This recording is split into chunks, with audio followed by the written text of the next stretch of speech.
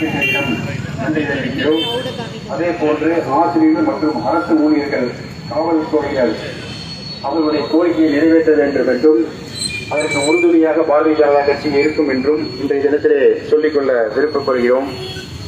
அதே போன்று இளைஞர்களை அச்சுறுத்தி கொண்டிருக்கின்ற எதிர்கால சந்ததியை கேள்விக்குறியாக்கிக் கொண்டிருக்கின்ற இந்த போதைப்பொருள் அதனுடைய கடத்தல், விற்பனை, அவர்கள் மீது நடவடிக்கை எடுக்காமல் கண்டுகொள்ளாமல் இருக்கக்கூடிய காவல்துறை மற்றும் அரசு அதிகாரிகளை இந்த பிரச்சாரத்தின் மூலமாக வன்மையாக கண்டிக்கிறோம்.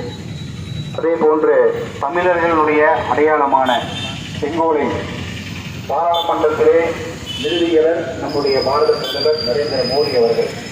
அதை கேவலப்படுத்திய அனைத்து கட்சிகளும், குறிப்பாக தமிழகத்தில் இருக்கக்கூடிய கட்சிகளை கண்டித்தும் இந்த திருமண பிரச்சாரமானது நடைபெற வருகிறது.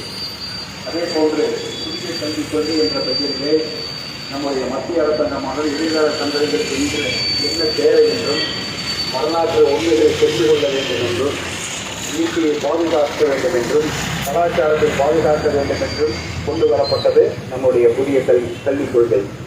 ஆனால் அதே போல முன்னாள் நீதியரசர் சந்திரனுடைய தலைமையில் மாநில அரசாங்கமானது புதிய கல்விக் கொள்கை என்ற பெயரிலே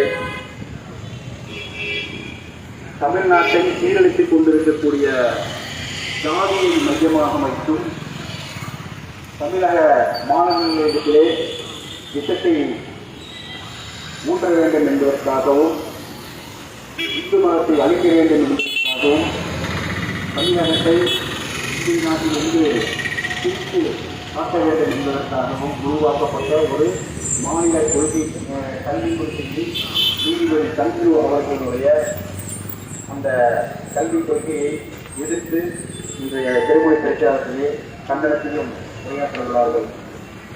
இது போன்ற இந்த திருமண பிரச்சாரமானது இன்று துவங்கப்பட்டு ஒரு மாத காலத்திற்கு கோவை மாநகர மாவட்டத்துக்கு உட்பட்ட 4 சட்டமன்ற தொகுதிகளிலும் 21 மண்டலங்களிலும், ஒரு மண்டலத்தில் 10 இடங்கள் என்று கிட்டத்தட்ட 210 இடங்களிலே இந்த திருமண பிரச்சாரமானது துவங்கப்பட உள்ளது. இதற்கு மிக சிறப்பாக ஏற்பாடு செய்த பிரச்சாரத்துறையுடைய மாநிலத்தினுடைய செயலாளர் மரியாதைக்குரிய முரளிதரன்ஜி அவர்களுக்கும், இதற்கு மிக உறுதுணையாக இருந்து கொண்டிருக்கக்கூடிய இந்த பிரச்சாரத்தினுடைய பொறுப்பாளர் மரியாதைக்குரிய குணாஜி அவர்களுக்கும், வர்த்தகத்துறையுடைய மாவட்ட தலைவர் அவர்களுக்கும், மற்றும் இங்கு வருகை தந்திருக்கக்கூடிய அனைத்து சகோதர சகோதரிகளுக்கும் மீண்டும் ஒருமுறை நன்றியை தெரிவித்துக் கொள்கிறேன். உங்களை மாதிரி தான் என்ன பேசுறாங்கன்னு கேட்கறதுக்கு தான் நானும் வந்திருக்கேன். இதை கேட்டுட்டு அடுத்த பாயிண்ட்ல இன்னும் கௌரவமா பேசுறேன் நான். அதனால தொடர்ந்து இந்த திருமுனை பிரச்சாரத்தை வழிநடத்துமாறு மாநிலத்தினுடைய செயலாளர் அவர்களை கேட்டுக்கொள்கிறேன். முரளிதரன்ஜி அவர்கள்.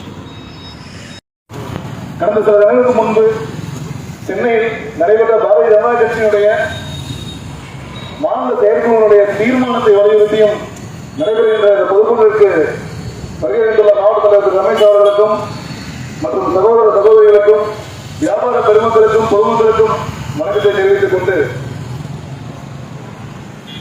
சுதந்திர இந்தியாவில் ஜவஹர்லால் நேருவுக்கு பின்பு 3வது முறையாக, இது முன்னாடி நிறைய பேர் 3 தடவை பிரதமராக இருந்திருக்காங்க. ஆனா தொடர்ந்து 10 ஆண்டுகள் ஆட்சி செய்து 3வது முறையாக திரு நரேந்திர மோடி அவர்கள் பாரதியின் தவப்புதல்வர் பாரத பிரதமராக பொறுப்பேற்றுள்ளார்.